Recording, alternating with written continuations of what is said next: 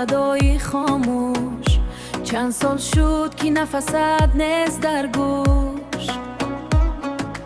ما با سرودهای تو به وای رسیدیم. در هر یک آهنگی تو خود را دیدیم. در هر یک آهنگی تو خود را دیدیم. همه انتظارن که کی می آیی. همه انتظارن که کی می آیی. در دل مردم تو همیشه جایی. منیژه دولت و بیا صحنه. جایت را هیچ کس نتانیست گرفته. منیژه دولت و ده جبی شست. با صدای خود زنده کن دل ما را. این درخواست خلق است، این آرمان است. بازگشت تو برای ما چون درمان است. رباب و دایره منتظری تویند. پرده های ساز در یاد تو میگویند.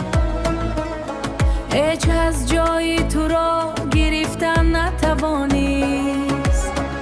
مثل صدای تو کسی نخوانیست. مثل صدای تو کسی نخوانیست. پاکی قلبت را در سرودهایت ریختی. تو با صنعتی خود ما را به هم پیوستی. منیژه دولت و بیا صحنه. جایت را هیچ کس نتانیست گرفته. منیژه دولت و ده جبی شست. با صدای خود زنده کن دل ما را.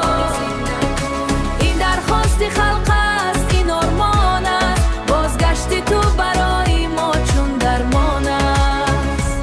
وقتی که تو میخواندی دنیا دیگر بود. هر یک ترانه پر از اثر بود.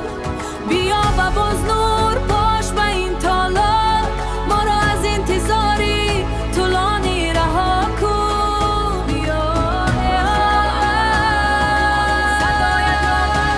منیژه دولت و بیا صحنه.